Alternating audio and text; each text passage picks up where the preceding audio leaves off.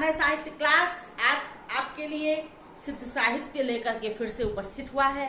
आज की कक्षा में मैं आप लोगों के सामने सिद्ध साहित्य की विशेषताएं, महत्वपूर्ण विशेषताओं को लेकर के हाजिर ही हुई हूँ।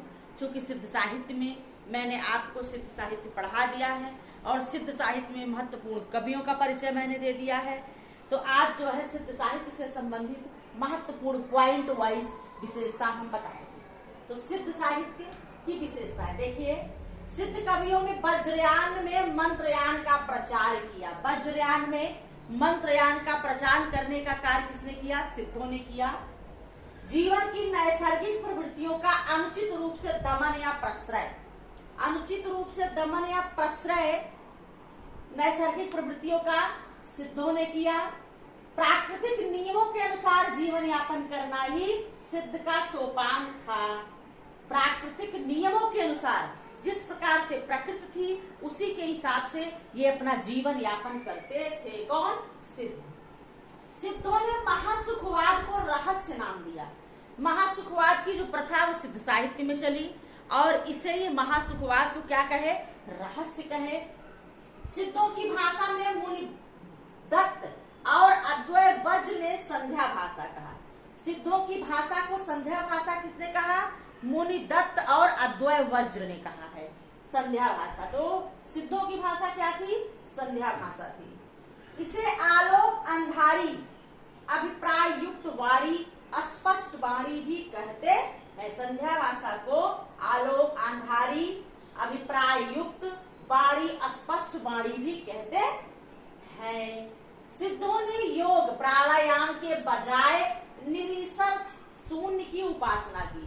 योग प्राणायाम को महत्व न दे करके निरीश्वर शून्य की उपासना करते थे सिद्ध। ये श्रृंगार और शांत प्रधान थे। इनके यहाँ श्रृंगार रस और शांत रस की प्रधानता थी। किसके यहाँ?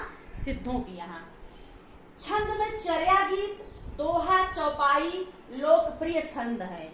चर्या गीत और दोहा चौपाइयों में इनकी जो है रचनाएं हुआ करती थी सिद्धों की। सिद्धों ने जीवन को सहज और साधारण ढंग से प्रस्तुत करने पर बल दिया। सिद्ध जो है बौद्ध परंपरा से निकली हुई है। महायान और हीनयान में बंटने लगी शाखा, तो महायान से मंत्रयान बना, तो यहाँ से सिद्ध शुरू हुए हैं। तो सिद्ध अपनी एक व्यवस्था के अनुसार, प्रकृति के अनुसार, सुविधा के अनुसार इनकी व्यवस्थाएं बनती गई। तो सिद्धों में, कवियों में वज्रयान में मंत्रयान का प्रचार किया, मंत्र पर विशेष जोर देते थे। जीवन की नैसर्गिक प्रवृत्तियों का अनुचित रूप से दमन या प्रश्रय करते थे। प्राकृतिक नियमों के अनुसार ये जीवन यापन करते थे सिद्ध। सिद्धों ने महासुखवाद को रहस्य नाम दिया। सिद्धों की भाषा मुनिदत्त और अद्वैय वज्र ने सांध्य भाषा कहा और इसे आलोक अंधारी, अभिप्राय युक्त वाणी भी कहा गया। सिद्धों ने योग प्राणायाम के बजाय निरीश्वर शून्य की उपासना की। ये श्रृंगार और शांत, के यहाँ श्रृंगार और शांत रस की प्रधानता थी। छंद में चर्या गीत, दोहा, चौपाई लोकप्रिय छंद थे। चर्या गीत, लोहा और चौपाई इनके लोकप्रिय छंद थे। सिद्धों ने जीवन को सहज और साधारण ढंग से प्रस्तुत करने पर बल दिया। तो सिद्ध साहित्य 7वीं से 13वीं सदी तक, 14वीं सदी तक मानी जाती है। सिद्ध साहित्य का उसके बाद जो है 14वीं सदी में धीरे धीरे दमन होता है। उसके बाद जैन साहित्य की प्रारंभ होता है। तो आज आपके यहाँ सिद्ध साहित्य खत्म हो गया। अगली कक्षा में अब हम आपको जैन साहित्य पढ़ाएंगे।